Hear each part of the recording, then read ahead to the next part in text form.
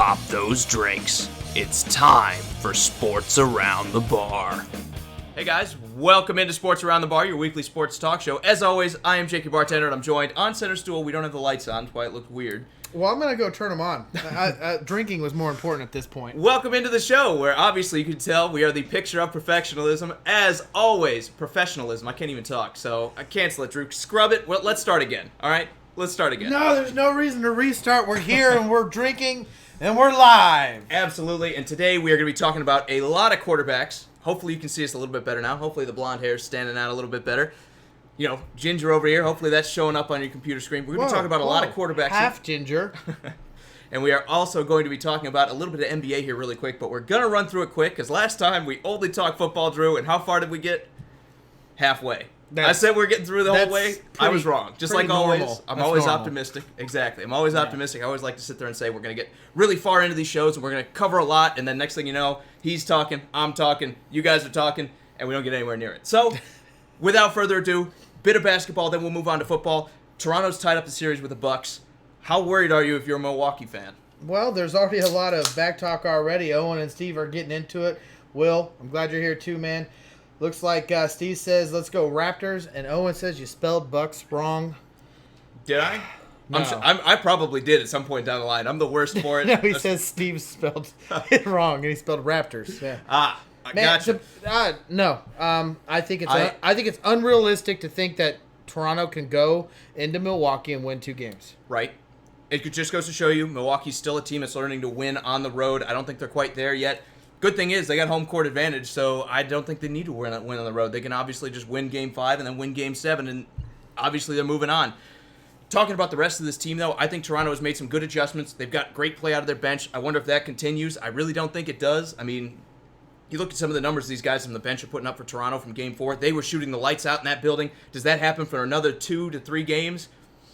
I'm going to go with no. One thing I will say is I like what they've done against Giannis. I think they've found a pretty good mix there. As long as Kawhi can keep his energy up, I think maybe he can get the honor of moving on to the finals and getting slaughtered by the Warriors. So, to be honest, I don't really have a dog in this race. I mean, either team that goes, it'd be great. I want the best team to go against the Warriors and defeat them. That's honestly what I want.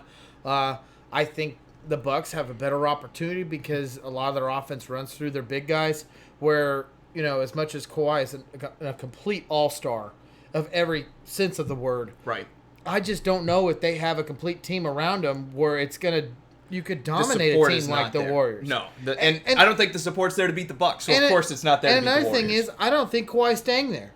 I think it would literally take a winning of a championship for him to stay there, which I don't really see them being able to beat the Warriors. Right. So why would I want a team that did well, wins a series, or goes into the finals and never has a chance to go back there again because Kawhi's gone? Charlie, good to see you, man. Also, Joseph says Drake is Toronto's best player. Honestly, I think last night was a test. I think now, if that had worked out, nobody made a big deal about it like we've been seeing it being made a big deal of. The next plan was send him over there to the Bucks coach at their bench and try to mess with them and try to throw him off their game. And obviously it didn't work out. He's been getting kind of a lot of blowback for that. Everyone's sitting there saying it was, inappropriate. Should other fans be allowed to do what he's doing? I understand it. I didn't see that big of a deal with it. But, look, going forward, do I think Drake's got that much of an impact on the series? No. More than me. Also, Brian says neither team could beat Golden State in 7. They can't beat them in 3. I think the best case scenario for any of these teams is if they went to a 1-game playoff and they managed to win a fluke game against Golden State. Beyond that, I don't think anyone's beaten this Warriors team in any kind of series. Yeah, no, I don't really see it either. But then again, like I said, I think that Milwaukee has the best chance because their offense runs to their big guys. And I know there's talk about Cousins coming back, but they don't really have a guy that can sit there and stop if Brook Lopez goes off again. Absolutely. Scott says it's going to be a bench series from here on. Whichever bench plays better wins. I don't know if I necessarily think it comes down to that. I think that's important, but I think it's just going to take some of these starters for the Bucks to actually find their groove again. If Middleton can get back to top form, if Eric Bledsoe or Brook Lopez play better, I think the Bucks are probably the better team. Bench or not, I think they're going to have the muscle to outlast the Raptors. Guess we'll see. But again, I don't want to dwell on it, Drew. We got a lot to get through. I don't want to split the episode into thirds. Let's get into baseball. Yeah, exactly. So, if you haven't heard, last episode we did a quarterback ranking. We did number 34, and I know what you're thinking. There's only 32 starting quarterbacks, but we wanted to include some of these guys who we don't know who are going to start. Right. Rookies are off the list because nobody knows what any of these guys are going to do in the NFL, even though we think Daniel Jones isn't going to work out. And we'll talk about that later. We're going to talk about guys that we have seen clear NFL performances out of, and we've already done 34 through 17, so we're starting with our B category here, Drew. We're starting at number 16. From here on, we're talking about guys that can win a Super Bowl as long as you put some stuff around them. They're maybe not quite good enough to carry a team that has nobody on it to the playoffs or anything like that, but they are good enough that if you put some pieces in place, this team can win a Super Bowl. It starts with Kirk Cousins. Yeah, no, and before we get into Kirk Cousins heavily, it's also players that have not developed or played enough to be considered that just yet. I want to make that very clear. B is not a bad area to be around. It's just some of these players are too young to sit there and go, oh yeah, they're A caliber. Because 2 seasons behind them isn't enough to sit there and know exactly what they are. Right, and the other dangerous thing about them is we don't think they're good enough that you can pay them $35 million a year, strip the rest of the team of a lot of talent, and say we can reasonably win a Super Bowl. The problem is a lot of these guys see themselves as that guy and expect that kind of money, especially coming off the end of their contracts. Rookie deals expire or wherever that they're at. You cannot afford to pay these guys like Russell Wilson and expect to win. And we're going to talk about a couple of these guys that did get paid like that. Yeah. And we've seen them kind of backslide in that direction. Absolutely. And Joseph, yes, we just said Kirk Cousins is at the bottom of the B list. And I know, Will, you're sitting there going, Kirk Cousins is a B. Well, you got to think about what he did in the Redskins in Washington. I mean, he made that team better than what it really was as far as on paper. They did not have the defense that they have now, even though that defense was good back then, but this defense now is way better. Absolutely. There's no doubt about that. And you sit there and look at what he created offensively with literally no weapons and really no run game. He did have a great offensive line. And the only reason he is the bottom of the B is because this last year going to a team is could be considered so much better. Exactly. And he did a mediocre to below average season. Good to see you, Jeremy. Good to see you on the front end of the show this time, too. Yeah, Good. nice. Welcome in, man. Going back to what you're talking about, Kirk Cousins, he got a lot out of Deshaun Jackson. He got a lot out of Pierre Garçon. Both good players in their own right, but neither one you would sit there. It's not Reggie Wayne. It's not Julio Jones. He hasn't had elite-level wide receivers, but he still had really good production out of them. I know everyone wants to sit there and crucify him because he had a bad year in Minnesota last year, but the fact of the matter is, it was a new scheme. He's moving to a new place, working with new players. The offensive line was atrocious, and he's not a scrambler. He's the guy you have to sit there and put him in a pocket and protect him. There were a lot of things going against Kirk Cousins. If they can correct some of that, we're going to be talking about him being better than a lot of people consider him right now. Absolutely, and I was not telling you to hold on. I just read Will's comments. Dude, no. Okay. Thielen and Diggs, honestly, could be the best receiving duo in the NFL. Dalvin Cook, Kyle Rudolph. They just drafted Irv Smith to try to replace him if something happens to Kyle Rudolph. They've done a pretty good job, I'd say, of stacking enough weapons around him at this point. It's not the weapons, though. You have to have time to throw the ball. It's not the weapons. You're right, but you cannot sit there and say he doesn't have weapons. He is literally probably the best duo of receivers. Maybe if you take out... Well, no, he has the best duo. I think you got to say it's the best 1-2 punch in football, right? The best 1-2 punch that stayed healthy. Because you throw in like Cooper Kupp with like Brandon Cooks or Robert Woods, or if you sit there and look Tyreek Hill with Sammy Watkins, they might be up there to rival it, but the two duo that's the only reason they're up there to rival it is because Tyreek Hill's so good. Okay, we're not saying Tyreek Hill. You mean Patrick Mahomes? No, because the only reason that we consider them one of the best duos is because Tyreek Hill's that good. Nobody's looking at Sammy Watkins and they're like, look out for that guy. I mean, Denver fans are. Obviously, the Chiefs are. Okay, that's one game. Name two more, Drew. Two games. We play them twice a year. Exactly. So, like I said, the Vikings, better weapons than the Chiefs if you want to look at tandem. And Steve's got another point. Julio Jones and Calvin Ridley. Now, I give Calvin Ridley a little bit of pump on the brakes. It is one season, which was absolutely a great season for a rookie. But the problem is there's usually a little bit of a downfall after a rookie splashing like that so largely in the NFL. The question is, how much of a bounce back does he have? I absolutely agree with you. He is another one of those another one of those duos that could be rivaled as one of the best. Absolutely. I kind of agree with you there. Why don't we move on? Why don't we talk about number 15, Jimmy Garoppolo? Is this a fair assumption for a guy who can't seem to stay healthy? I mean, when he's out there, he looks pretty good. But then again, his backups look pretty good when he's not there. I don't know, Drew. To me, he's the most enigmatic quarterback. We've never seen enough of Jimmy G to actually know how good this guy is. I mean, we've seen him in short spurts, but we've not seen full seasons or anything close to it. We've only seen him in a couple games every year, and then the guy's out with an ACL tear. Yeah, no, it's frustrating. And then again, that's why it's one of these guys that has shown greatness. I mean, there's no doubt about it. There's some of these games that you go out there and you watch Jimmy G, and the way he throws, the way he demands his offense, the way he runs these huddles. I mean, this guy is literally a pro's pro. Problem is he can't stay healthy. But when you sit there and look at it, you're like, you could build something around it.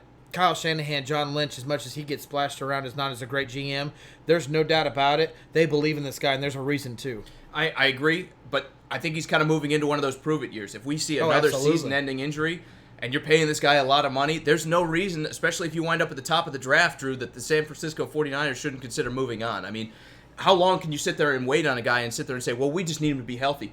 Kyle Shanahan's shown you he can take anyone off the street, a guy like Nick Mullins, who's out of football, put him in there and be competitive with a lot of teams. I mean, they played the Chargers tough. They played other teams pretty tough with guys like C.J. Beathard, Nick Mullins, like I mentioned. He can do it with almost anybody. So a lot of it is attributed to scheme. Do I think Jimmy G is better than those guys? Of course I do. Okay, I was about to say. Of course I do. Okay. But the question is, if you put another guy in this Kyle Shanahan system, is he going to have the same success you could have with Jimmy G? I think the answer is yes. Oh, man. Steve says Matt Castle 2.0. Are we talking like New England Matt Castle where he won 11 games? Scott also says Jimmy G equals Matt Castle so far. Guys, no. I'm telling you right now as a Chiefs fan, that is not anywhere remotely true. I mean, beyond the health concern, dude, the way he throws the ball, the way he demands the huddle, no, that is not Matt Castle. I am sorry. A 30-yard bomb in the NFL is not a bomb. If you want to see a poorly thrown bomb, look at Matt Castle highlights. Matt Castle can't throw 30 yards anymore, and I know this because I'm a Titans fan. He was on our team. Fan. He was playing way too much for the Titans because our favorite quarterback, Marcus Mariota, was not available all the time. Yeah, exactly. He does not have maybe a cannon of an arm, but I will say this about Jimmy G. He's not Matt Castle either. You're absolutely right, and Jeremy's saying let's get a full season out of Jimmy G first. I mean that's kind of that's what we're getting at, because every time he is on the field, let's not forget this guy was 7-0, 8-0, whatever it was before he finally lost a game. Man, this is NFL games. This is not easy to win. I don't care if you're a backup or a starter. If you go 8-0, 7-0, whatever it was, because I can't remember it now, you have talent. Right. You have something going on. But you can have all the talent in the world. If you're not healthy, it doesn't matter. And that does need to play a bit of an effect. And to me, like I said, if a guy gets hurt for 1 year, it's a fluke. It's the NFL. When you're talking about as fast as these guys are, you're going to get hurt. Then you look at what he's done. I mean, it's every year.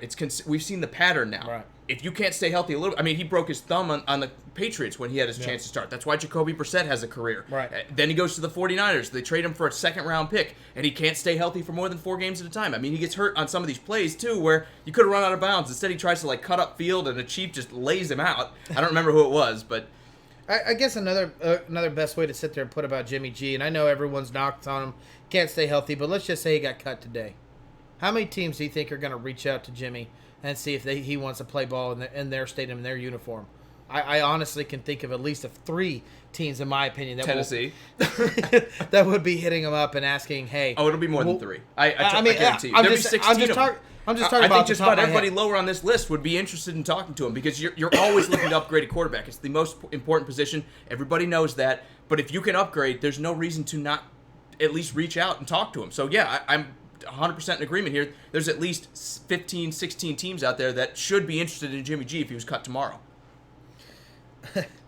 Owen is saying Carr should have gone above Jimmy G. But he's another guy that struggled with injuries, and even though Derek Carr's had a couple good years, Derek Carr's had a lot of bad years. We haven't seen bad play out of Jimmy G. There hasn't been a lot of games where you've looked at Garoppolo and said, man, I don't know if this guy can do it. Yeah, there have been games like that out of Derek Carr where you're like, I don't know if this guy can do it. I'm a big Derek Carr guy. I like Derek Carr, but let's face it, Derek Carr's had those peaks and valleys. Jimmy G has been pretty consistently good when he's on the field.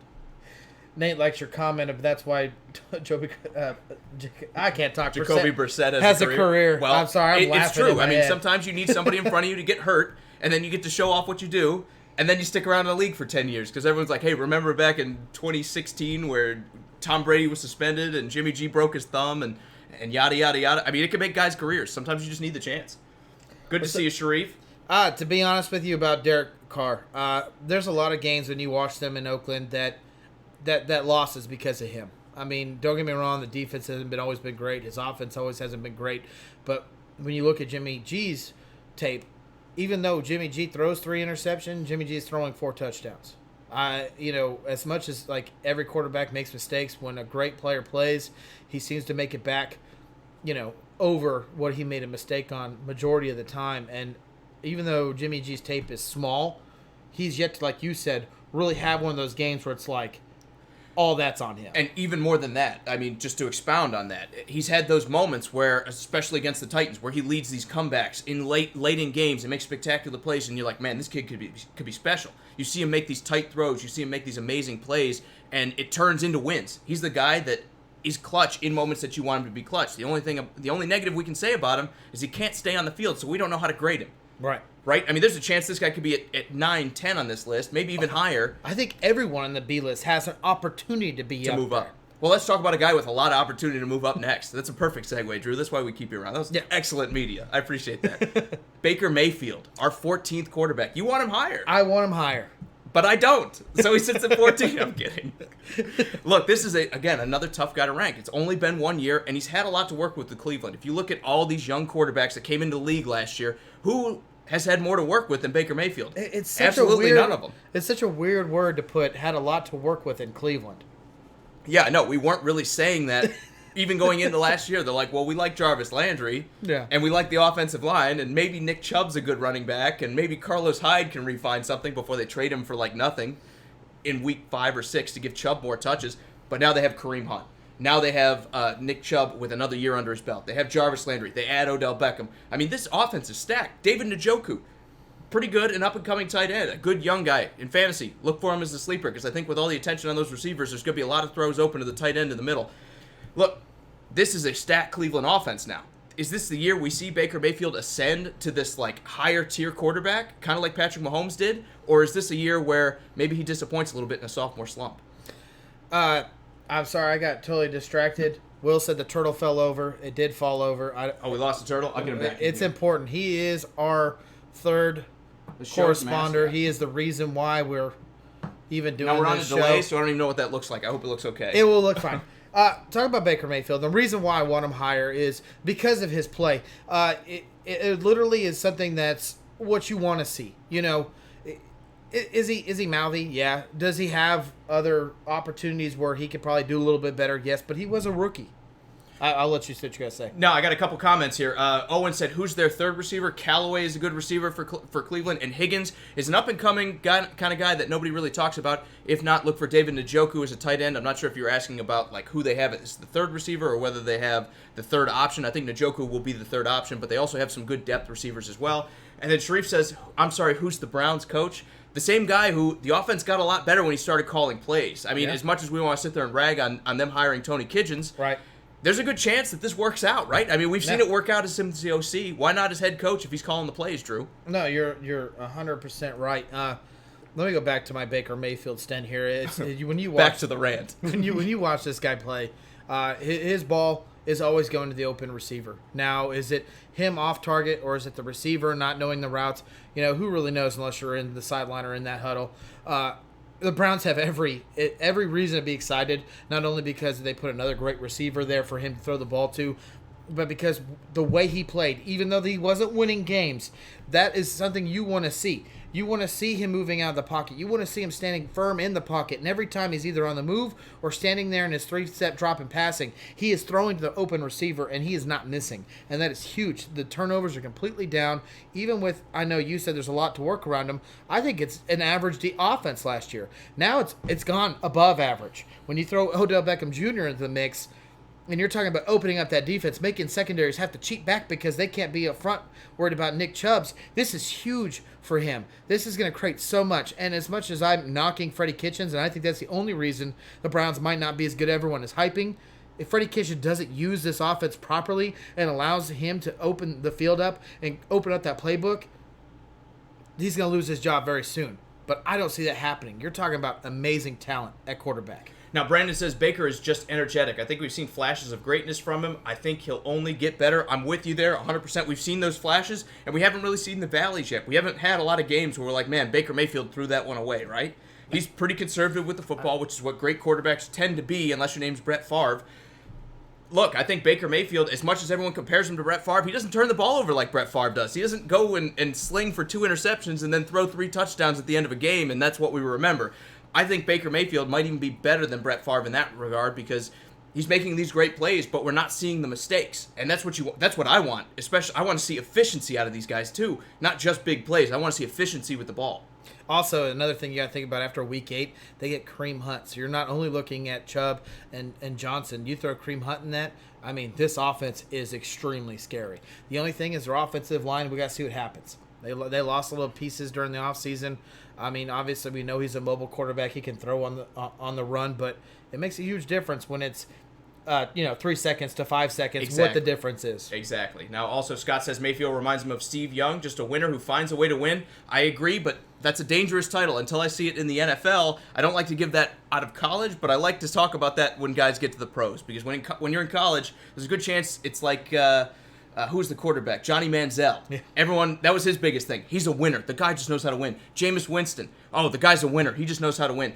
Would you really say either one of those guys has kind of panned out in the NFL? Not yet with Winston. Definitely not with Manziel. But I will give you this, Scott. I think you're right. In the NFL, when you see a guy who finds a way to win games, I think that is where you truly deserve that title of the guy's a winner. Until you get to the highest level, though, that's a misnomer. So I'm just saying, now that we've seen it out of Mayfield, I like it a lot more. Sharif did not like your comparison of Brett Favre because as the Browns won a Super Bowl, did they even make the playoffs? Or he said that's not necessarily my comparison, but I hear a lot of people sit there and say, "Oh, I think Odell Beckham came out and called him, said he's like Brett Favre here recently." There have been a lot of people that have compared him to Brett Favre, and I'm saying I don't really see it because Brett Favre would throw 2 interceptions on some crazy passes thrown into double coverage, and then he'd come back and go throw another 3 touchdowns, 4 touchdowns, and win a game. I'm more with Scott. Steve Young's more better comparison, except I hate, guys, I will literally say this over and over. I hate comparing players to Hall of Famers. That is so unfair to the player. I agree with you there. And Sharif, I get it, they haven't made the playoffs yet, but not every good quarterback plays with a good team. We're not saying Baker Mayfield's in that elite level that he can drag no matter what kind of turd the GM can throw on the field, that he's going to drag him to the playoffs or get close.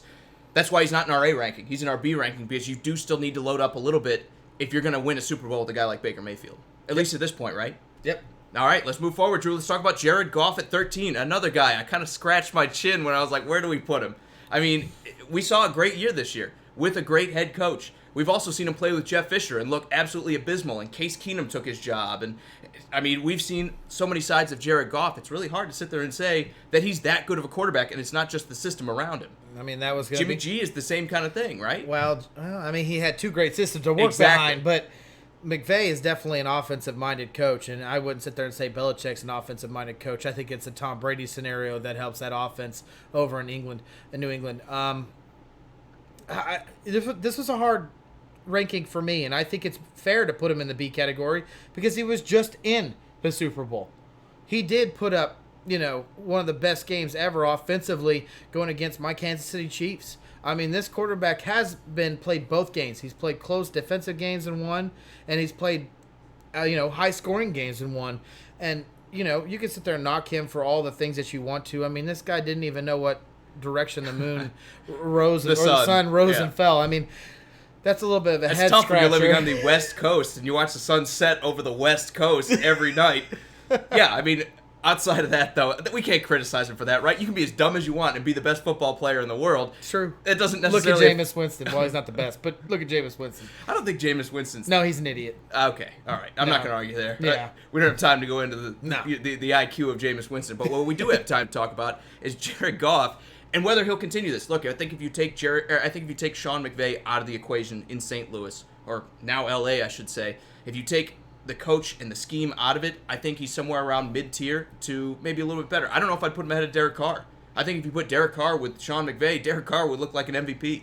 So I think a lot of it does kind of lean itself on the weapons they have there, on the scheme that they have. I don't think Jared Goff is a special quarterback, but on the other hand, you can't argue with what he's done, right? I mean, obviously this year was fantastic. Right. Sometimes all it takes is getting a good offensive mind around you. And look, I also think we've kind of seen a slanted view of him at his worst because it was Jeff Fisher, maybe the worst offensive mind in football for the past 20 years. Exactly. Mr. 500. And how did he get there? 2.5 yards in a cloud of dust running the ball. So, I mean, the guy made Todd Gurley look like a bust. So, yeah, he's not a good coach, okay? I think at this point in 2019, we can sit there and admit Jeff Fisher does not fit the current era's worth of football, and we can't call him a good coach. I know he had a 500 record, but those days are gone, okay? This is from a Titans fan. I know all about Jeff Fisher. Those days are gone. How does it relate to Jared Goff? I think, again, we've seen just two extremes of coaching styles. We've seen him at his worst with a guy like Jeff Fisher, who's definitely weighed him down. We've seen a guy who's lifted him up like Sean McVay. He's a tough guy to categorize. I think that's why we have to give him the 13th spot and still give him a little bit of the benefit of the doubt. Owen saying he would not draft Goff in his fantasy league. I could see it, but at the same time, I guarantee you're going to be drafting one of his wide receivers because they throw the ball and they seem to put up points.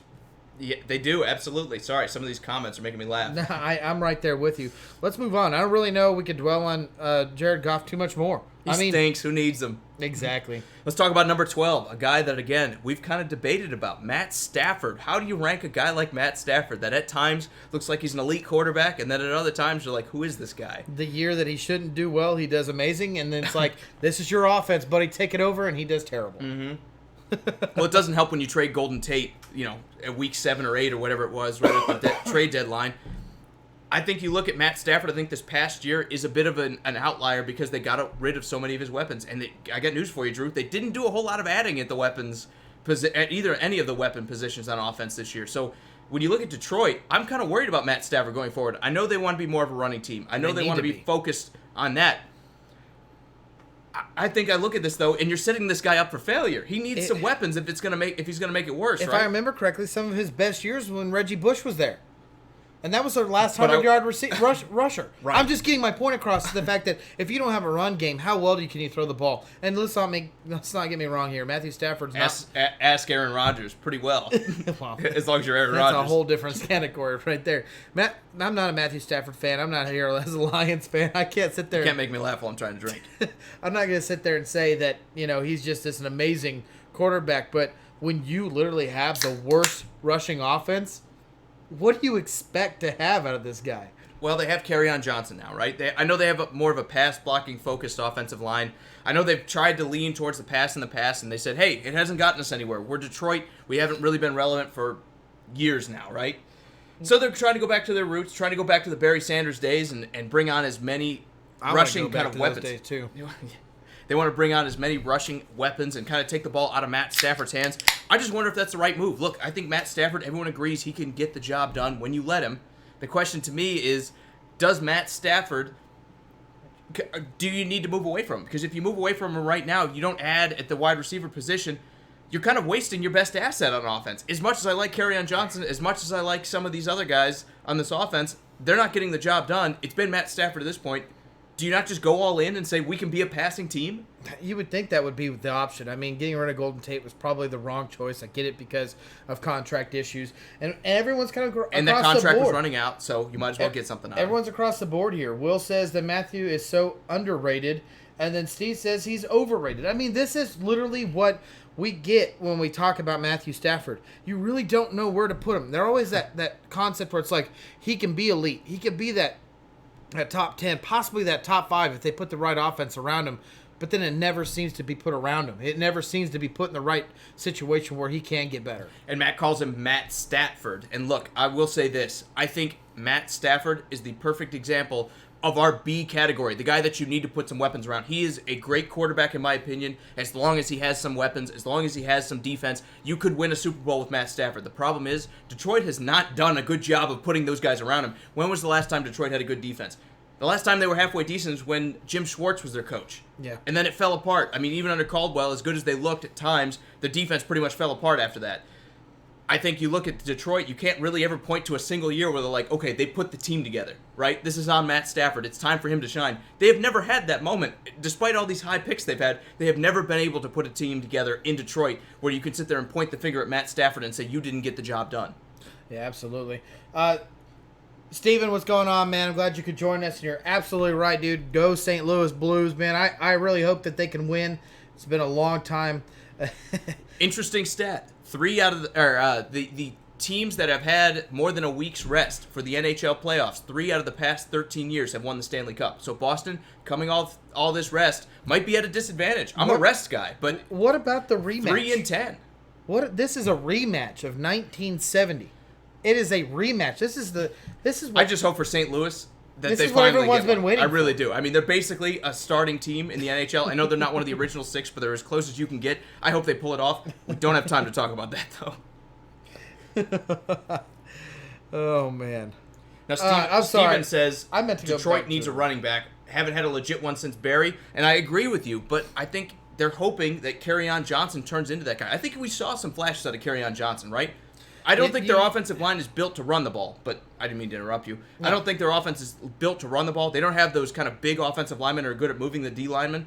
If they ever get those guys, I think Kerryon Johnson could be a good running back. Kerryon Johnson needs help. He's not an every down back. I think Theo Reddick is a little overrated. I don't really think he's exactly what they're looking for either. They need to find somebody else to go in on downs that he gets exhausted. But I do want to go back to Sharif's contract or comment where he said Stafford needs to reconstruct his money. Let's be honest here, man. I mean, who are they going to pay? You're going to sit there and tell me... I hope a free agent. I mean, yeah. But who's out there? Not Marvin You're going to sit Jones. there and tell me that Ziggy Ansah should have stayed? You're going to sit there and tell me they should have paid Golden Tate large money? I mean, I wouldn't sit there and say that, man. I get that his money's a little bit high. It's not extremely team-friendly, but the cap's going up every year. They need some of these rookies to pan out where it's like, okay, you're worth a bigger contract. I'm with you when you said the rookies need to pan out. They need to draft better. But I'm also with Sharif and say, look, the greatest quarterbacks in this game, you'll notice, have a common theme about them. They don't take top dollar. And the teams that are successful are not paying their quarterbacks $35 million a year. I agree with you. Matt Stafford should take less money, but the problem is that's probably not what motivates him. I think he's more of a money first. I want to be the guy who is the highest paid quarterback in the NFL. I think that's where a lot of the problem comes in. He doesn't want to win as much as he wants to get paid. We got our personal timers here. We're being Jeremy's telling us to move on, and Owen says if we're trying to hit an hour, we're killing it. Oh, and we never get out of here when we're talking about any kind of list unless it's an hour. I mean, this is hour 2, mind you. We did an hour of the last show, too. So, you're right. I'm sorry. This is what always happens. Let's move on. I'm with Jeremy. He wants to talk about Andrew Luck, but the joke's on him. We already had him ranked 34th. He's the worst quarterback in the NFL. I'm joking, of course. More on Andrew Luck later. Let's talk about number 11, though. Let's talk about another AFC South quarterback. Let's talk about Deshaun Watson. Another guy that, again, he's younger, Drew. He's had some success, but we've seen some failure as well, especially in the playoffs. He came up really short this year. But the bright spots are there. He does everything you want to see, especially with as much pressure as this guy has been under. I mean, he was the most sacked quarterback by a long margin, and he still managed to make a lot of stuff happen in Houston. He dragged them, almost literally dragged that offense to the playoffs. And he's obviously has some great weapons around him with Hopkins, and I don't want to sit there and say Deshaun Watson has done it all on his own. Titans forever, Jeremy. I don't want to sit there and say that he's done it all on his own, but realistically, he's done it all on his own because it doesn't matter how great your receivers are when your offensive line is that holy and it literally gives up every sack in the world you could think of, where you're constantly running for your life, where you don't even have time to run the ball because they're in the backfield while you're handing the ball off. I mean, this guy has had to make a lot of movement before it was said and done. I mean, if you sit there and go, oh, we got a 3-step drop and then pass scenario, and you first step, they're on you. There's a lot of making up to do, and that's where you're sitting there saying, where does Deshaun Watson land on this list? I think he is right there where it's almost a cusp of being a top 10 quarterback, because only imagine if this guy has an offensive line like the Redskins or the Cowboys, what they used to be. I mean, think about how much time you could give a guy like this where he has all that talent, and when it comes to no one being open, he has the moves and the speed to make the ball go down the field on his own. Well, there is one guy who's always open, and the only point I want to refute that you made there is when you say he's doing it all by himself. This is a 2-man show. Him and DeAndre Hopkins. Okay? It doesn't matter how much time you have. If you're, well, you're right. It doesn't matter how open he is. You just lob it up to DeAndre Hopkins. It doesn't matter how open he is. It matters how much time you have. Is what I mean. DeAndre Hopkins dropped like 1 pass this year, right? Yeah, he's the best receiver. You just lobbed I it to said him. it. He is the best receiver in the NFL. Dispute it all you want. Mm-hmm. I'm with you on that. I think Julio's son has set as the best guy in the NFL. I think now it's DeAndre Hopkins' turn. This guy literally is a monster. It's a 2-man show in Houston, Drew, and you're right. Yes, it hurts the team that obviously they can't keep anyone off of Deshaun Watson. And long term, if he's taking these hits, he's not going to have a long career. I mean, I think he played with a punctured lung this year or something like that. He has collapsed lung or something. Exactly. Yeah. Absolutely beaten up this year. They need to do better. And I think we saw their draft focus on trying to get better at that position. Dude, if I have a hangnail, I don't even want to be on the show. Exactly. And this guy's like showing up to the NFL games with a punctured lung. I mean, he probably can't breathe right and he's out there throwing the ball. More than that, though, it's DeAndre Hopkins. He has the security blanket. This guy is out on every down. Nobody's played more snaps at wide receiver than DeAndre Hopkins. He does not step off the field. He's not Julio Jones that comes off, or Odell Beckham who comes off because they're banged up and they need a breather or anything like that. He is always there 100% of the... I think he started like 98% of the snaps for them in Houston this year. It's crazy. It's a two-man show in Houston. The problem is you don't win Super Bowls unless you... I take it back. Maybe once in a while a team is... A tandem is that good that you have a chance. Yeah. But you're probably not winning with just two guys. And that's what Houston has in offense right now. Lamar Miller, not good enough. Offensive line, not good enough. Alfred Blue, who is this guy? I know they've tried to get better at receiver. Fuller, they can't stay healthy, even though they look good. Can't stay... Exactly. We need to see more out of those guys. Yep. They need more support. And more importantly than that, they need the time to throw the ball to those guys. Houston has a lot of questions. Yeah. Deshaun Watson has done amazing with what they put around him. And this is from a Titans fan. I hope he fails, but he seems like a nice guy, but I still hope he fails because he's going up against my team. But the fact of the matter is you have to look at what he's done and say, this guy has absolutely killed it. When you can't take many quarterbacks and put them under that kind of pressure, have them take that many hits, and have the kind of year that Deshaun Watson had. He deserves to be at that 10-game win streak with that bad of pressure, that's unheard of in the NFL. He deserves to be at number 11. I agree. Absolutely. Let's talk about number 10. Let's do it. Carson Wentz, a guy that is on the exact opposite of that. He has every tool under the sun, right? He has the great offensive line. He's had running backs. He's had receivers. He's had a great tight end who might be now the second best guy in the NFL. And yet the injuries have crept in. That's the only question. Kind of like Jimmy G, where we've seen more out of Carson Wentz. We've seen 10-game seasons instead of 4. But the injury bug is still there, so that's kind of the thing that's weighing him down. We've seen some really good play out of this guy.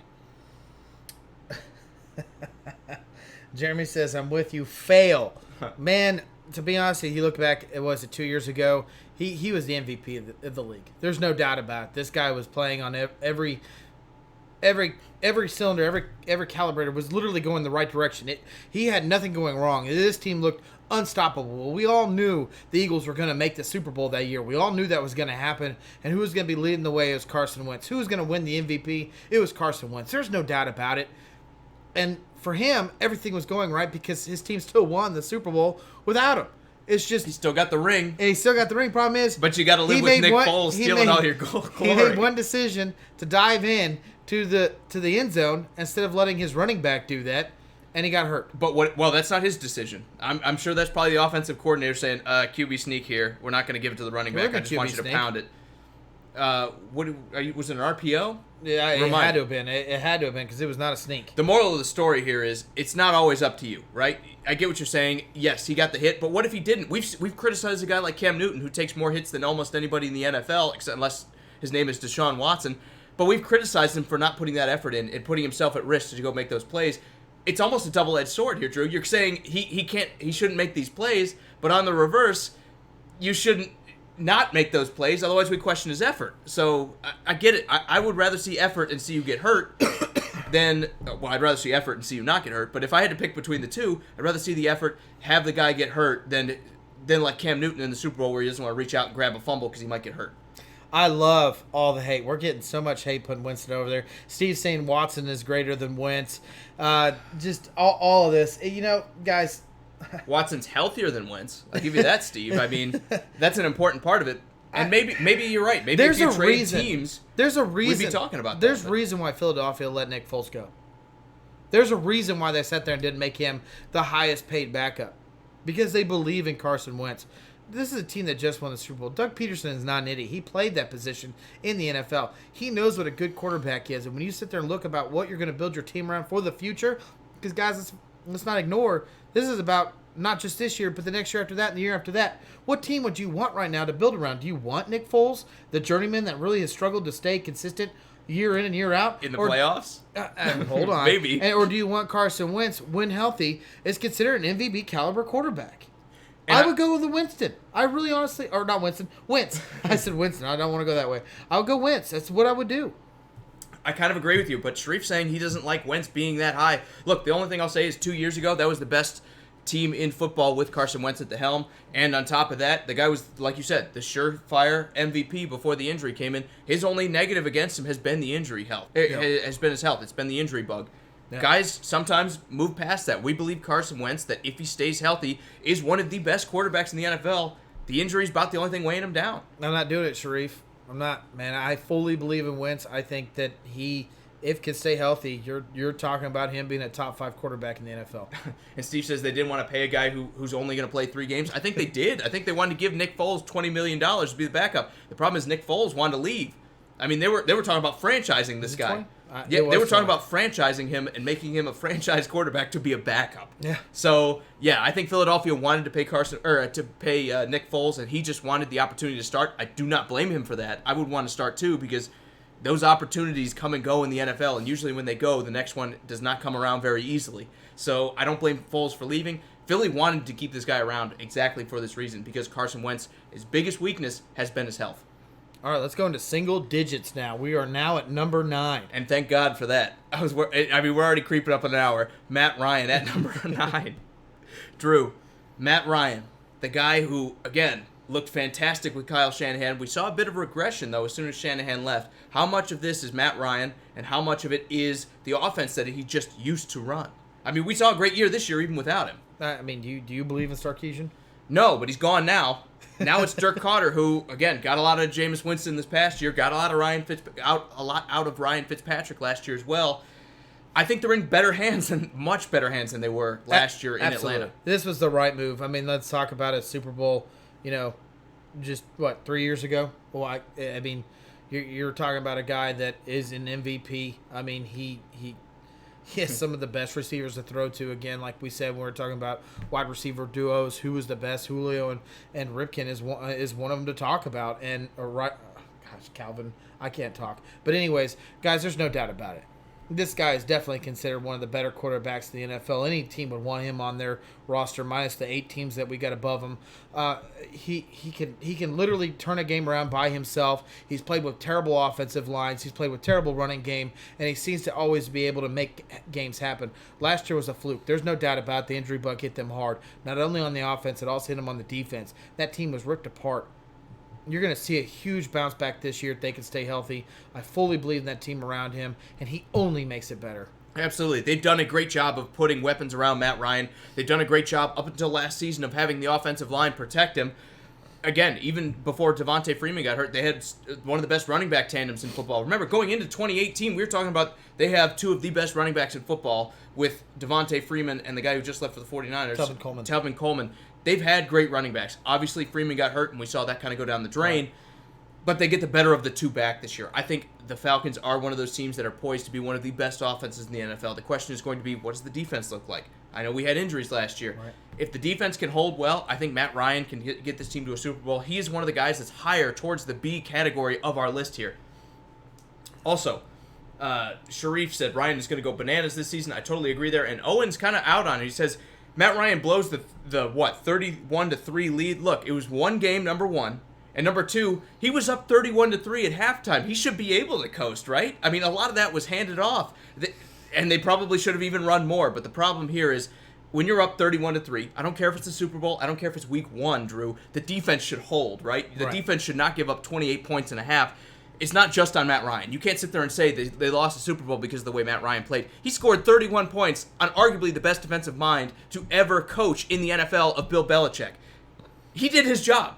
The loss, as much as you want to put it on defense. Ryan, is on defense first. And then maybe the play calling, and then maybe Matt Ryan. So I can't sit there and say that's necessarily a valid criticism. I think Matt Ryan, again, he's unlucky, and everyone wants to. That's going to hang over his head forever. Unless he wins the Super Bowl, that will be the story of his career, losing that Super Bowl 31-3. But you got to admit, when you're up 31-3 on the Patriots in the biggest game of the year, you're doing your job.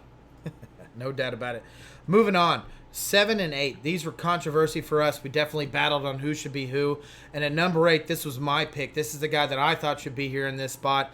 And this is Ben Roethlisberger. And I get it, guys. He's a Super Bowl winning quarterback. He's had some of the best years where he's just throwing the ball all over the place and considered one of the best offenses. Where you look at the 3 Bs. You're looking at him and Le'Veon Bell and Antonio Brown. Well, guess what? They're all gone. So now it's him. It's Juju Smith. It's James Conner. Can this guy still recreate what they had with those guys being gone now?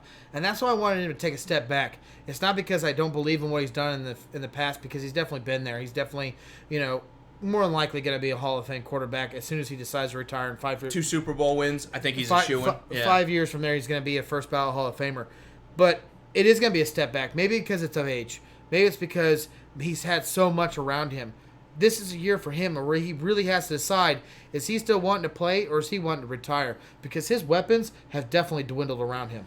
No, I agree, but we've seen that happen before, right? Remember, Antonio Brown, 6th-round pick. No one was sitting there heralding this guy as the next great wide receiver until he got to start, and Big Ben made him look like a top 1 receiver in the NFL. My question is, how much of this is Big Ben? He made the same thing happen with Mike Wallace, who, if you haven't noticed, did not exactly leave. He made Nate Washington look like a very good receiver, who left and then did not have a lot of production after that. I think when you look at Big Ben, he has made receivers better. That's why I wanted him a little higher on this list here. And more than that, more than the guy that we're going to talk about being ahead of him, and I think you're going to guess who it is, but more than the guy ahead of us, he's had the clutch factor. He has come up big in those big moments to win Super Bowls, whereas the guy ahead of him has not done that. So that's, to me, why I would have had those two flipped. But I'll agree with you. The health is becoming an issue with Big Ben. He's starting to have some of these nagging injuries. He's breaking his fingers when he's hitting his guys in the helmets. He's having some nagging injuries that seem to carry over into weeks. We've also seen him have some attitude stuff where, like you said he wants to retire. He said, on top of it, he's criticized his teammates. We've seen more of the drama side of things with Big Ben, and that can have an impact. I really do think that can weigh down a team. If he was Mr., rah-rah, let's go get him, boys, there's a good chance we'd still have Antonio Brown and Le'Veon Bell on this team. He's not that guy, and maybe that affects everything the way it turns out, his attitude. I mean, we criticize Jay Cutler for it. Why can't we criticize Ben Roethlisberger? Does Super Bowl change your attitude? No. I mean, you can have a bad attitude and be successful, but I think it does still count as a negative. I absolutely do. And I think the reason why I want to take this step back is it's been a long time since he's not had a great receiver and not had a great running back. Does this guy still have it? If you're going to do 1 year right now, is Ben Roethlisberger that guy at the top of the list that you would take to go into this season? Now, Owen and Will both like your pick here at Big Ben at number 8. Again, like I said, I want him one spot higher. He's the top of my B class, but I'm with you, Drew, okay? I think these two guys that we're going to be talking about are very, very close to each other. Also, on top of it, Sharif says Big Ben will lead the league in passing yards. Coming from a Ravens fan, that's pretty high praise, isn't it? It's huge. He must do it a lot on that Ravens defense. Now, Charlie's saying it might be a tough season for the Steelers with the Browns getting better. The Ravens still look like the 800-pound gorilla in the room with that defense that's always great and the running game, and they're the team that won the division last year. So I agree with you there. I think the division is tough. But I think we're kind of selling Big Ben short. He's done it before. He's raised guys up from kind of obscurity into household names. The question is, at 7 now, 36, can he do it again? And that's why I have to drop him down. It's time for him to prove himself again. Even though a 2-time Super Bowl winning quarterback should not have to do that, it is. It's time. It's time for you to prove it again, man. And Jeremy is 100% with you. Says Father Time is going to catch up with Big Ben. And Will saying Mike Wallace. What a name drop. Look, Will, I know all the great receivers out there. Mike Wallace is not one of them, okay? But Big Ben did make him look good enough that he got not 1, but 2 mega contracts out of other teams. I think it was the Dolphins and the Vikings. Correct me if I'm wrong, but I'm pretty sure that both of those teams paid this guy $30, $40, $50 million on a contract. Did he have a stint in Ravens too?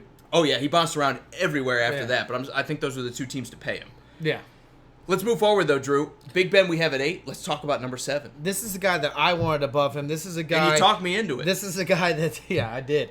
This is a guy that has been around just as long as Big Ben has, but has not had the championship rings or the Super Bowl experience or time being there, and even the playoff wins for that matter of fact, and that's Phillip Rivers. He does have an AFC championship appearance, and I think he did it on a torn ACL. Beyond that, he has been the healthiest quarterback in the NFL, right? It does not matter what's wrong with this guy. He is at work, and he's playing 16 games. I don't think you can undersell that. I think him being available is a huge part of what makes him so good. And then on top of it, Drew, it's because the guy is always 2nd, 3rd, 4th in passing yards. The guy is a monster when it comes to stats. The question to me is it just because the organization for the Chargers has been so bad? Is that the only thing keeping Phillip Rivers back? Because he came into the league, they had LT, they had Sean Merriman back when he was doing all the roids and everything, and he was really good. But since then, the prime of Antonio Gates. But since then, what have they had? There has not been a good team up until right about now. Maybe 2017 is the earliest year you can point to that the Chargers have had a good roster. No, you're right, and it seems like there's like a curse in San Diego. There's no doubt about it. I mean, there's definitely a curse with the San Diego Padres. It seems like Jeremy says Andy has 11 kids. Look, nobody's disputing this guy knows how to score.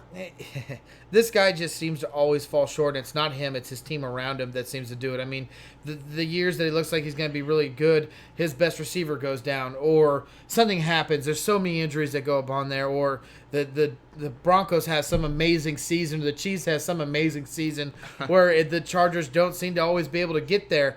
I love this guy's attitude. I know this isn't what this list is about. As much as I mean, let's face it, guys. I'm a Chiefs fan.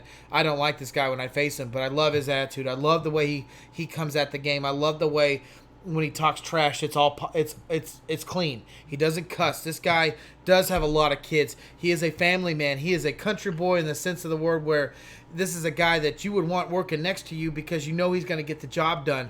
And this is what you want in a quarterback leading your organization. As much as everything has seemed to fall upon this guy has not asked for the biggest contract. This guy has not blamed the organization around him. This guy has not blamed his coaches. This guy has not blamed his teammates. He is putting everything on his shoulders. And to see what happened last year and how great they were, and the positive change going up, man, this team has everything to be excited for these next couple of years. I just hope that Father Time, which we have been talking about a lot at this top of this list, doesn't hit him too soon. Now, Will says Rivers should be higher, guys. Look, Will, as we move through this list, you tell me where you would put him, because you're going to come up with a bunch of really tough names that are really hard to rank here. If you see a spot that he deserves to be in, you absolutely let us know. And Jeremy, I'm with you. The guy knows how to score, absolutely. And I'm also with you when you say you'd like to see him win a Super Bowl. I was kind of cheering for him this year. I know that kind of breaks your heart a little bit, Drew. I'm sure you were hoping the Chiefs were going to pull through. But look, I think he is the most deserving quarterback in the NFL that has never got there, because the franchise has kind of sabotaged him. I also believe he lacks a little bit of that clutch gene. I think we've seen him get to the playoffs and seen him come up short a lot of times. I hope he gets one, but I do believe that's probably going to keep him from doing that.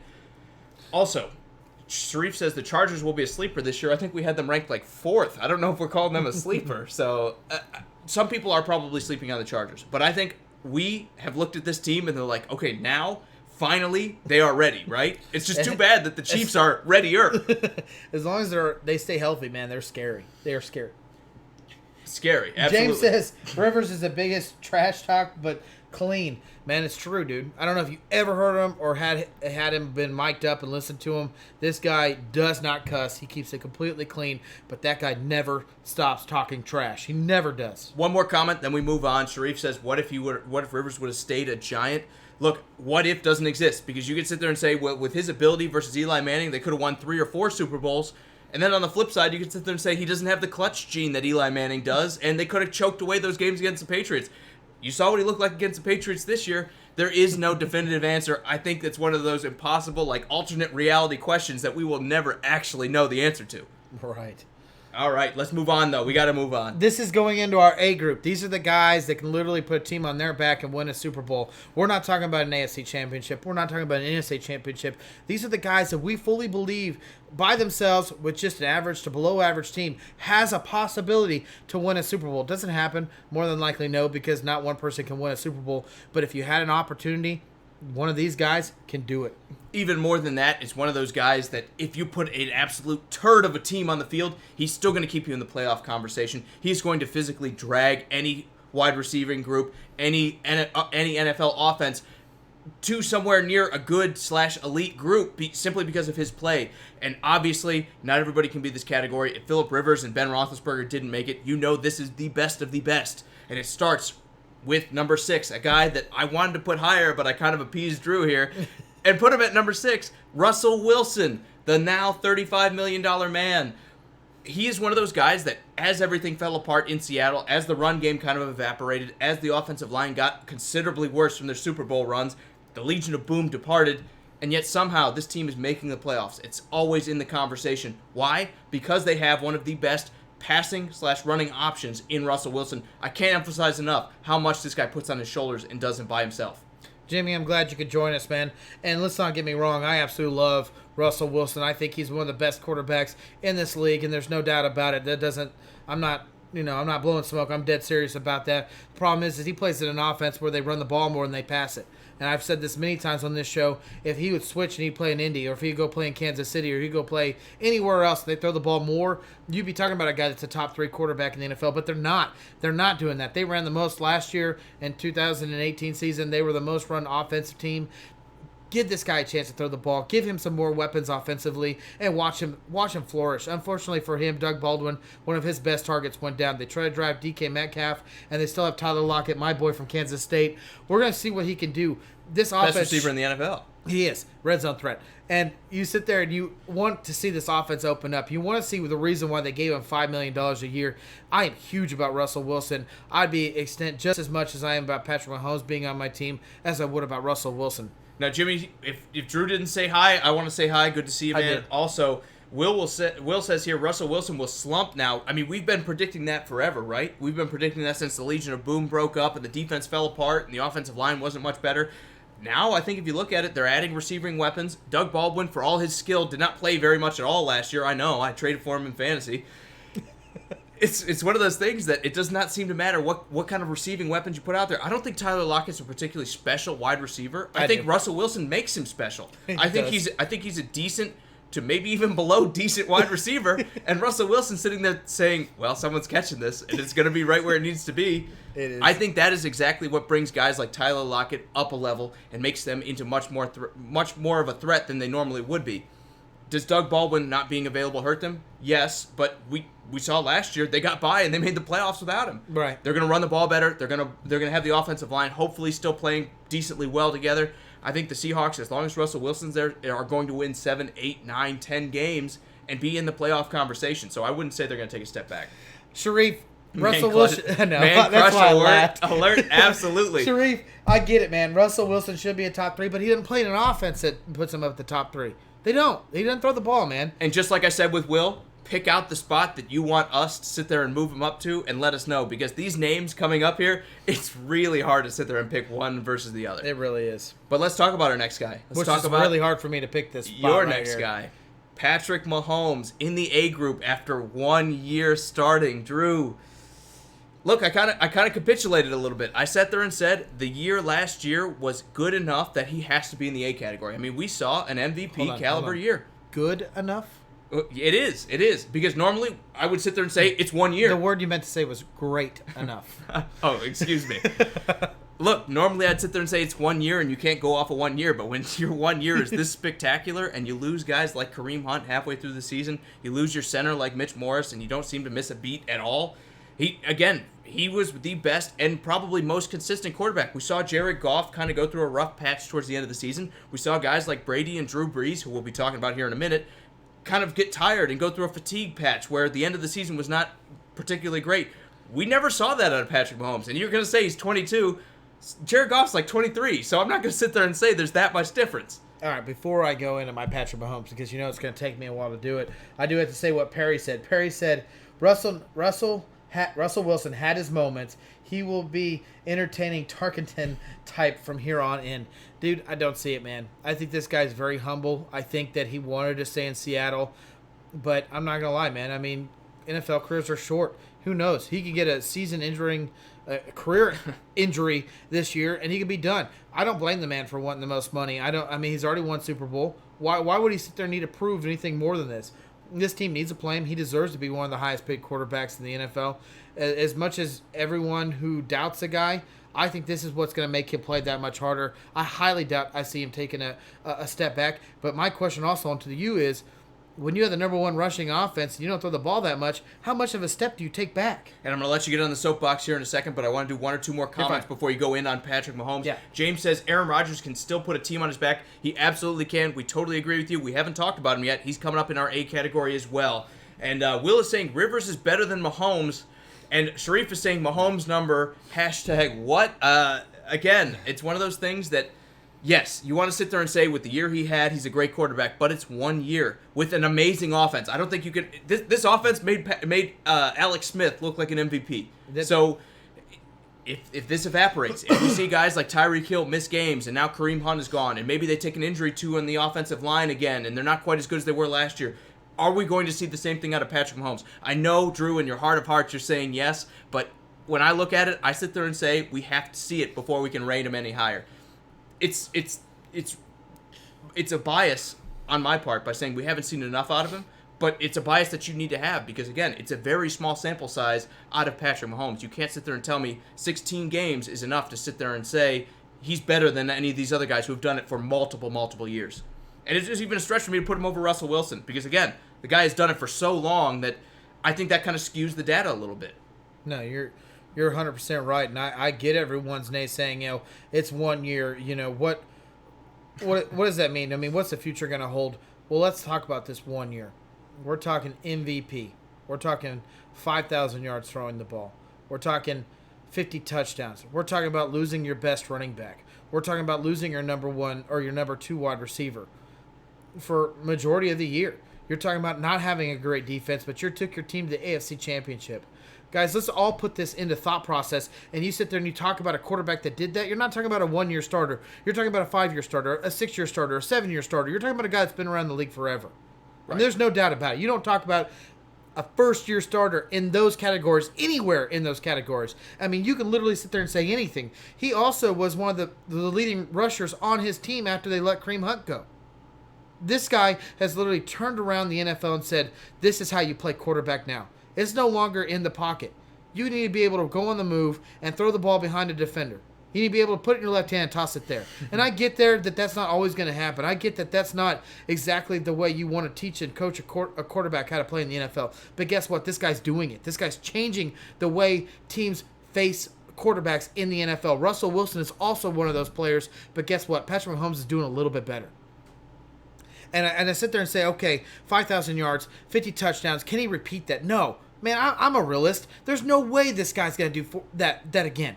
But what about 4,000 yards? What about 40 touchdowns? That still puts him in an MVP caliber season. This guy literally can light the world on fire without doing exactly what he did. And now everyone's going to say, well, they don't have Kareem Hunt. Well, they don't have Tyreek Hill for a majority of this season. Whatever, man. Who cares? He never sat there and favored one receiver. He favored everybody. He threw to like 15 receivers for touchdowns. This guy lit the world on fire, and he's going to keep doing it for the rest of his career until he gets hurt or Andy Reid decides to retire. As much as I'm not, I might be on a soapbox here, and I might be a Kansas City Chiefs fan, but I've heard enough. And I've been a doubter from the very beginning because when they let Alex Smith go, I was like, man, what in the world are they doing? What is Andy Reid doing? This is a mistake. It wasn't a mistake. I was completely wrong. This guy is literally lighting the world on fire, and you'll see it from year in and year out until this guy decides to call it quits or an injury career, which hopefully that does not happen. I'm excited to be a Chiefs fan. Any of your Chiefs fans out there, man, this is an exciting time to be a Chief. Did you get it all out? Oh, no, I could go more. That was good. That was Thank good. you. That was very good. I like that. Thank you. That was good. I don't necessarily agree with everything. I will say this. I do believe he benefited from having as good of an offense around him as he did. Do I think 5,000 yards is the norm? No, probably not, but you made a good point. He did a good job of distributing the ball, and he did it with style, right? That's what you want to see in the NFL. Yeah. Beyond that, again, the comments are right there. You're on the soapbox. You're giving your sermon, but I'm okay with that. I think you made a lot of good points, and that's why we have him this high. Ask me next year is what I want to say about Patrick Mahomes. Ask me next 4,000. year. And the 4,000 yards, 40 touchdowns. The biggest kind of point I want to make when you said Tyreek Hill is going to be gone, who cares? That is about the only negative I can take out of that whole spiel. I care. I think Patrick Mahomes cares. I think the entire Kansas City Chiefs care. This guy is also a revolutionary kind of guy because he forces defenses to change their game plan and push themselves so far back that he frees up other receivers. I think that's where a lot of Patrick Mahomes' success has come in because when you have that big of a threat on the field, and I'm not saying he's not going to be successful without Tyreek Hill. Right. That's not what I'm saying. But a lot of success comes in because so many teams are like, man, we have to limit Tyreek Hill. We have to come up with something clever to stop Tyreek Hill that guys like Conley, guys like Sammy Watkins, even guys like Travis Kelce find a lot more space because everybody is so worried and so focused on stopping Tyreek Hill. Yeah. Without him, I do believe the Chiefs' offense takes a bit of a step back. But if they don't, then yeah, I'm going to be all on that train for Patrick Mahomes saying, man, this guy is a killer. All right. I think we can't say anything negative about the kid, right? This whole year was fantastic. Not so far. All right, let's move on, though. Let's talk about number 4. Let's do it. Aaron Rodgers. Yeah. A guy that was number 1 last year for us. How the mighty have fallen, Drew. Does one bad season kind of change our opinion about him? I don't think it's one bad year. I think what the issue is now is he's got health concerns. He played injured all year long. There's no doubt about it. When you watch that Bears game and he came back and he was completely drugged up, I mean, he wasn't the same guy after that. When you talk about the most accurate quarterback in the NFL, Aaron Rodgers comes up. There's no doubt about it. He's played with a lot of receivers that I think he made great, and got a lot of hype because of him. Also hasn't really had that great of a run game of lately, and really that great of offensive line, plus not that great of a defense.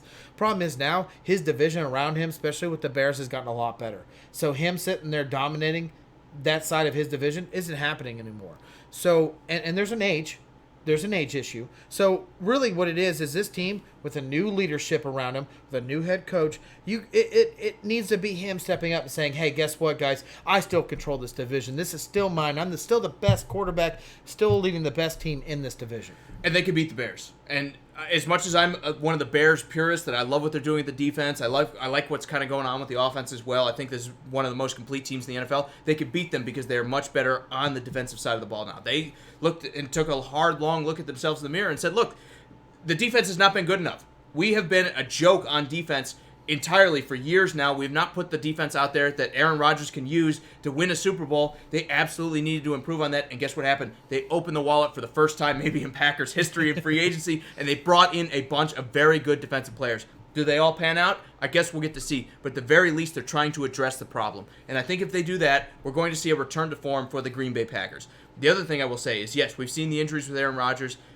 If he can avoid injury, I would like to see more weapons on this team before I'm going to sit there and say the Packers should be successful. I mean, I like Geronimo Allison. I love Devontae Adams. I think he's a great wide receiver. I like Geronimo Allison. After that, Drew, it gets pretty thin. I like Aaron Jones as a running back. He can catch the ball, he can do some stuff, but I'm not going to sit there and say he's a household name or a guy that is going to be an elite running back here coming up. The fact of the matter is the Green Bay Packers still do not have enough around Aaron Rodgers on the offensive side of the ball. Look at when they won the Super Bowl. He had 4 great wide receivers. James Jones was the worst wide receiver on the group, and they had guys like, Donald Driver. Exactly. They had Donald Driver. They had Jordy Nelson there. I believe he was there when they won the Super Bowl. And then they had Greg Jennings in there as well. They had a ton of great wide receiving talent. You're not going to tell me, Ventus Scalding and Equiminius St. Brown are going to be leading this team to the Super Bowl. They did not do enough on the offensive side of the ball, but they believe in what they have. They believe in Aaron Rodgers, and they said, look, you can only fix one thing at a time. Let's focus on the defense. I understand that. Aaron Rodgers, to me, while he's taking a step back, a lot of that goes on the health. Yeah. I still believe the distance between 1 and 4 is very, very thin. No, absolutely. Let's talk about number 3. Let's do it. Unless we have some comments. Do we have some comments? I mean, there's comments. That we want to talk about? Yeah. Yeah, I actually want to talk about James' comment. He said, with the league going more to a mobile quarterback, even though all the protection in the NFL has been implemented, I don't think you will see a quarterback having long careers, no building stats with longevity. Man, I get it, James. You're absolutely right, and there's no doubt about it. I think you're still going to have issues with mobile quarterbacks staying healthy, but this is not the first year or the last year or the year before that mobile quarterbacks have been out there. I mean, we could talk about a lot of them, man. Talk about Steve Young. I mean, talk about a guy that had a long career in the NFL. And remember, he didn't start in the NFL. He went around. He was bouncing back and forth. I mean, some of these guys, the quarterbacks that learn to have a longevity career are the mobile quarterbacks when they're young and learn to be more in the pocket and not run the ball later on in their career. When those quarterbacks do that, you're going to see that longevity happening. Even more than that, I'm going to sit there and say Drew Brees, Tom Brady. We're seeing guys make it to 40 now. Yeah, but maybe Aaron Rodgers can get there, but he's had some injuries that some of these other guys have not had. Right. And I'm right there with you, but you can't sit there and say this is where the NFL is right now, because you talk about those guys, they're at the end of their career. He's talking about the guys that are coming now. He's talking about the Deshaun Watson. He's talking about Patrick Mahomes. He's talking about, Russell Wilson even, being a little bit seasoned. Right. You're talking about a guy that can he play 15, 18, 20 years in the league? And Brian, I'm not sure which side of the equation you've landed on, but he says if the Bears and Packers split this season matchup, he'll be okay with it. I understand that. Look, especially if you're the Packers, I think that's what you have to be saying because they have an all-time defense. I believe when they're done, we're going to be talking about this defense being one of the best sets in NFL history, especially, look, everyone wants to say the 85 Bears, or they want to say, the 2003 Ravens or whatever it was when they won the Super Bowl. Look, you can't sit there and tell me those defenses can compare to this one because they didn't have the same limitations when it came to the rules and came to the passing game. I think this might be one of the best defenses in NFL history that the Bears have. For the Packers to sit there and square up against them, I would take a split all day long in the regular season. So I think if you're going to win this division, you need to do it on the back of your defense. Because my biggest thing is you can take advantage of a guy like Mitch Trubisky if you have the defense to do it. And I think the Packers recognize that too. That's why they went all defense this season. I love the shout outs for mobile quarterbacks. Jeremy's got Steve McNair. Brian's got Randall Cunningham, and Will's got Warren Moon. Talk about all guys that were mobile and changed their game later on when they got a little bit older. Maybe besides Randall Cunningham, that guy always seemed to stay mobile and on his feet. But you're absolutely right, guys. Those are guys that made long careers, even being labeled as a mobile quarterback. Number 3.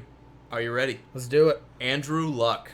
And as much as I hate to admit it, look, you know it's the truth. I'm the Titans fan here, and I'm sitting there saying Andrew Luck is the 3rd best quarterback in the league. Nobody I think you can point to in this league has done as much with as little as Andrew Luck has. I mean, this guy, you talk about steaming piles of turd that the Colts have had as a roster, and he still manages to find a way that they're always relevant when he's on the field. And he arguably could be the number 1. He could. Arguably could be the number 1. We've never seen him with a Green Bay style offense when Aaron Rodgers won. We've never seen him with a Patriots level defense as top 10 scoring all the time. We've always seen him with T.Y. Hilton, and he had Reggie Wayne early on. He had Reggie Wayne for a little while too. I love T.Y. Hilton. I do too. I mean, and I like T.Y. Hilton down there. But you know who also has one receiver? The Houston Texans. Do you know who has not had the same success as the Indianapolis Colts? The Houston Texans. So, yeah, I absolutely believe Andrew Luck is absolutely the 3rd best quarterback in the NFL. The guy is magic. It doesn't seem to matter who it is. He makes them better at wide receiver, at tight end. If you're a pass catcher, you are better playing with Andrew Luck than you are pretty much anywhere else in the NFL. Yeah, and guys, I know you're all sitting there saying, what? Luck over Mahomes. Trees wants to pass out. This is also... Will saying Rivers over Luck. Guys, look at that team, what the Indianapolis Colts had when Luck was injured. They're the worst team in the league. Look what happens when he came back. 1 year coming back from a horrific shoulder injury. I mean, this guy shouldn't be throwing the ball anymore. If it was me and you, dude, we'd have problems picking up our children or putting on our shoes. So there's no doubt about it that this guy has done something that's absolutely a miracle beyond just medical, let alone he hasn't lost much of his talent on the field. This guy's a playoff. He made his team a playoff contender. He literally made his team a Super Bowl contender. If they could just figure out the free agency woes and spend a little bit of this money they have around him, man, these Colts are scary. And I know Colts fans are hoping Chris Ballard is the guy to do that. But also Will says Rivers is better than Luck, and this is where I absolutely, as much as I love Phillip Rivers, have to totally disagree. I think if you switch and you play that hypothetical game and you take Andrew Luck and you put him on this year's Chargers, did they get blown out by the Patriots like that? No. I'm sorry, they just don't. I think they win that game. In fact, when you look at how depleted the Patriots were, I really don't. I think Andrew Luck keeps pace with them, and eventually they go back to throwing the ball a little bit more, and the Chargers kind of recover, and you get those pass rushers going after Brady. I think the Chargers would have won with Andrew Luck under center over Phillip Rivers. I love Phillip Rivers, but he's not Andrew Luck. Not anymore. Andrew Luck is now much better than Phillip Rivers is. Man, Sharif, you said, and lost the Chiefs. Listen, man, I want to put Patrick Mahomes at the very top of this list. I mean, if I could, I would. I think you obviously know that. And there's no doubt about it, the Chiefs were a better team last year than the Colts were. I mean, it's just honest. I mean, they were a Super Bowl contender until literally one stupid fluke penalty off of D Ford. They would have been in the Super Bowl. And Homero says, yawn, so generic and bland, unsubscribing. Well, adios, Padre. Look, here's the thing. If you want us to sit there and say, oh, Baker Mayfield's the best quarterback in the league to get to, drive up all this controversy and get you guys attention and everything like that, we're not going to do that. We're going to tell you the truth. Whether you want to sit there and say it's exciting or not, Andrew Luck is one of the top 3 quarterbacks. We're not going to lie to you. We're not going to sit there and say, oh, it's your quarterback because you like him. It's not Cam Newton because you like him. It's not. Look, I mean, when you talk to us, you're getting the truth, and that's just the honest truth here. I don't care if you don't want to hear it. Andrew Luck is a top 3 quarterback. You could sit there and say, maybe Aaron Rodgers is better than him, maybe Patrick Mahomes, maybe Russell Wilson. But we're not going to go sit there and throw you a curveball just to get you to watch. We're not going to do that. We're going to tell you the truth. Hold on, Sharif. Just calm down, guys. Calm down. He has every right to say whatever he wants, guys. And that's okay. Listen, that's okay. I'll be generic, and I always say this. Guys, we love all comments. Hate, love. You don't like us. You love us. You think we're indifferent. But I got to call you out. I do. We don't care, but we will say something when you talk to us. Man, we love talking sports. That's the reason why we do this. That's the reason why we're sitting here an hour and 15 minutes of this, and I need to pee. I have to pee. You're going to tough it out. I just put 2 beers down, guys. I'm ready, and not just small beers, tall can beers. This is it, man. This is what we love doing, and by all means, dude, just keep on preaching whatever you believe in. If you don't think Andrew Luck's number 3 best quarterback in the NFL, hey, I don't think so either. I think the number 1's Patrick Mahomes, but I didn't get to make that decision. We had to make an agreement as a show. We did. And also, Homero, look, I hope I'm pronouncing your name right. If you disagree with us, let us know in the comments. Lay out your list, because we'll gladly comment on what you think, too. It's about everybody. Yep. Okay, and I didn't mean to derail the show, man, but look, I don't know if you're not inspired by what we're sitting there saying, but there's a reason it's not as exciting as you want it to be, because it's the truth, and everybody kind of recognizes that, look, these guys are up there for a reason. We're talking about guys that can win Super Bowls now. We're talking about a guy that you're sitting there grabbing. If everything was free, or all these players were free agents, who would you be grabbing to win a Super Bowl right now? And if you sit there and tell me that Andrew Luck with a great wide receiver or a great defense couldn't win you a Super Bowl, you got to be kidding me. I know we've been grinding, Drew, but I got one more comment here I want to talk about before we move on. Sean says Josh Allen is the man for the Buffalo Bills. Look, we talked about him in the last episode. We certainly hope he develops. He's done a great job with Buffalo right now, and now he has more weapons and hopefully a better offensive line with all these additions. The fact of the matter is we want to see more out of him. We want to see him progress. We think his rookie year was okay, but we want to see more out of the young guy. So that's our kind of opinion here on Josh Allen. They had a great season, better than I think we predicted. We want to see more out of Josh Allen, though, right? Yeah, no, we really do. Okay. Also, Will says Uncle Drew and Jake in 2020, you're going to have to be president because I'm not old enough for it. Dude, I got way too many skeletons in my closet. This will not go well. I do, too. Moving forward, though, we got to press on, man. Number 2, like you said, we've been at it, and we appreciate each and every one of you guys for sticking with us. We know some of you have been here since the beginning. We appreciate that. Let's talk about number 2, though, Drew. Are you ready? Before we get into it, I really want to know. You guys all know the 2 quarterbacks that are left, and I'll sit there and say them in no particular order. Tom Brady, Drew Brees. Before we get into it, guys, who do you think is going to be number 1? Who do you think is going to be number 2? I'm interested to see what you guys think. Right now, we're talking about a quarterback. If you had an option to pick one to win a Super Bowl, the 2 quarterbacks that are left are Tom Brady and Drew Brees. I want to see your list before we get into it. Let's just do a quick review of exactly how many we've gone through. 34. Let's just do it without any comments. Let's go through the list. You want me to read it? I'll do the first 34 through, let's say, 18. All right? And we do have another episode entirely on these guys. If you want more depth, go back and look at 148, I believe that is, because we broke all this down. But go ahead. So at number 34, the very bottom, Eli Manning, Josh Rosen, Lamar Jackson, Jameis Winston, Marcus Mariota, Alex Smith, Ryan Fitzpatrick.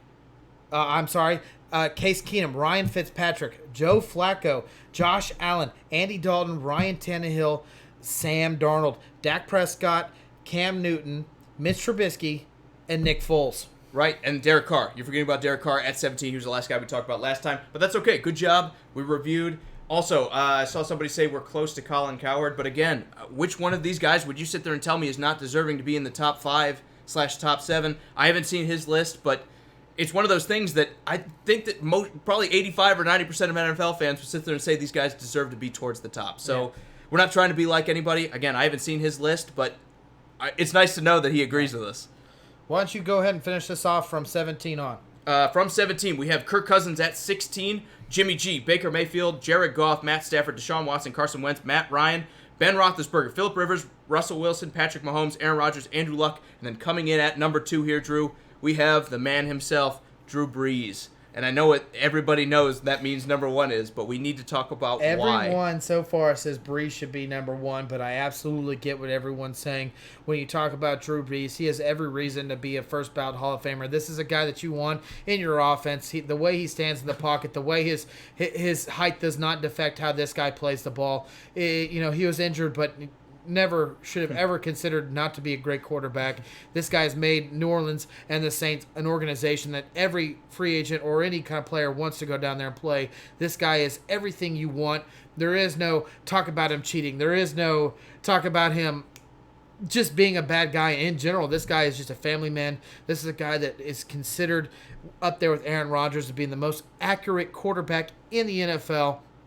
But there's just another guy before you go into your spiel that has a little bit more rings than he does. Even more than the rings. I think when you look at it, yes, Drew Brees was absolutely fantastic this year. Going on 40, if there's a quarterback who mirrors Tom Brady right now, it might be Drew Brees. By having that success, by staying healthy even up into his 40s and the years going into that, I think Drew Brees, for his longevity, has done it. The one thing I will say is he probably doesn't have as many weapons as Tom Brady has year in and year out, but we've seen Tom Brady do it, especially this past year, with an offense that does not deserve to be in the Super Or Bowl, one right? of the worst defenses, too. I mean, Because, well, scoring-wise, they were okay, but you're right. They were absolutely a sieve, giving up yards, letting teams kind of pound it, especially early on in the season. They were not the normal Patriots defense. But when you look at Drew Brees, the defense has gotten better. He does have the Super Bowl win against, Indianapolis. But on top of that, he's also had some years where they've definitely come up short. I think the finishing kind of aspect is what kind of gives Tom Brady the edge here. But even more than that, Drew Brees has had some very, very good players here. And it's not a knock on him, but the problem is he can't run. He can't carry his team. I mean, when's the last time Tom Brady was 500 team in a season? You can't name it. Drew Brees has been a 500 winning quarterback a couple of seasons in a row. And, you can sit there and be like, oh, the team around him was terrible. Well, guess what? Tom Brady has taken some of the great teams and some of the worst teams around him and you can sit there and say division because, trust me, guys, that's the first thing that popped in my head as soon as I said that. He has one of the weakest divisions, so he obviously can go into the playoffs. But guess what? In the playoffs, that division no longer matters. This is some of the toughest teams in the NFL, and it seems like no matter what, he gets there. And not only does he get there, he gets the big game, and he seems to win it. Exactly. Also, with Drew Brees, he has a tendency to come up a little short in these games. Yeah, I get it. You can sit there and argue he's been cheated 2 years in a row with both the Stephon Diggs miracle kind of catch and touchdown with the Vikings, and then last year with the Rams kind of making contact on him. But good players do not wait for the call to fall in their direction. Good players, and he is a good player, sit there and make things happen by themselves. There's no reason those teams couldn't have beat those other squads like the Vikings, who obviously weren't good enough to play the Eagles, and also the Rams. There's no reason they couldn't have beat them. They had their chances, even in overtime. They came up short against the Rams here. Everyone remembers the interference call, but let's face it, they had a chance to win in overtime because they got the ball first, and they got stuffed. Yeah. And I think, Drew Brees threw a pick. So, yeah, I think you look at it, Drew Brees, fantastic quarterback. We're talking about paper-thin margins here, guys. It's extremely paper-thin. But you have to give the edge to Tom Brady because not only has he been the clutch factor, but he's also done it with a lot of guys that, like Chris Hogan, like Danny Amendola, who have not really had a lot of success elsewhere. He's managed to get the most out of their guys, whereas Drew Brees, you look at this past year. I mean, he had Michael Thomas, and Michael Thomas is a great receiver for him. Did you see anyone else really make a splash for the Saints? No, and they run a little bit more than the Patriots do, but he has not elevated guys like Tom Brady's elevated guys. I think you have to give the edge to Tom Brady. And I don't like to. I'm not a Patriots fan, but we got to recognize here. Not even a little bit. Even more than the Super Bowls. You have to look at what he's done, and with what he's had, Tom Brady has always found a way to stay competitive. Drew Brees has had years where he's not done that. You have to give the edge to him. And I absolutely agree. You can sit there and say all the nay things about Tom Brady. I'm right there with you. I could sit there and list them, and I'm not going to. But when you talk about Tom Brady, even if he makes some mistakes and throws a pick to Kansas City, guess what? He never allowed his team to be that far off where one pick, even off of his mistake, made a difference. You can sit there and say Belichick is a better coach. Well, no one's knocking Sean Payton like the Saints should be moving on from Sean Payton. I mean, this is... Well, there was a time they did, but remember. And I was hoping he was coming to Tennessee, so I definitely remember. Yeah, but you were hoping to grab him. My point is, as much as I am not a Tom Brady fan, I am not a Patriots fan. Trust me, if I want to see any dynasty ever end, it would be the Patriot dynasty I want to lose. I want to see the Bills win that division. I want to see Miami win that division. Shoot, I want to see the Jets win that division. And I want to see the Patriots not be playing in January. So I just want everyone to be realistic. If I had to sit there and pick one time to sit there and say who's going to win a Super Bowl this year and you got to pick a quarterback, guess what? Tom Brady is the number one. And if you don't pick him, he'll be all right with number 2 and 3 and 4 and 5. But guess what? That's the guy you want at number 1. And also, Homero says weak arm at the end of the season. That kind of happened to both Drew Brees and Tom Brady. Look, they're 40. There's a little bit of fatigue. But guess what happened? They played those fresh, young guys like Patrick Mahomes, and they beat them. I mean, honestly, you look at it, you can sit there and say, well, they ran the ball in the Chiefs. Besides Jared Goff. But, yeah. Well, okay. Yeah, well, Jared Goff lost to Tom Brady. No, I mean, in the Super Bowl, right. But, yeah. You're right. Drew Brees came up a little bit short, but both of these guys have that criticism against them, and both of them have wound up having success even late in the season, even when the body starts to failing. More than physicality, it's about your decision-making at quarterback, and nobody, I think you can argue, makes better decisions than these two guys. Maybe you could say Aaron Rodgers, maybe you could say Andrew Luck. It comes down to what decisions do you make and what do you do with the talent you have. Both of those guys have maximized their career. Also, to address the cheating thing I'm seeing a lot in the comments, yeah, I get it. The Patriots have been caught with some nefarious dealings, but so is Atlanta. We don't criticize Matt Ryan when they were pumping all that crowd noise in there. So was Cleveland. We're not sitting there saying Baker Mayfield's no good because Cleveland's cheated in the past. I know it didn't happen while he was there, but you can't sit there and say it's all Tom Brady and all because he cheated, because we've seen him get busted. We've seen him lose draft picks. We've seen him be penalized. And guess what? They're always there. Year in and year out. They're always making it happen. I wish they weren't, but they're always making it happen. I really wish they weren't. And that's, again, do you want to talk about number one? Have we not addressed it well enough, Tom No, I think Brady? we talked about it. All right, I think that's going to do it for our list, guys.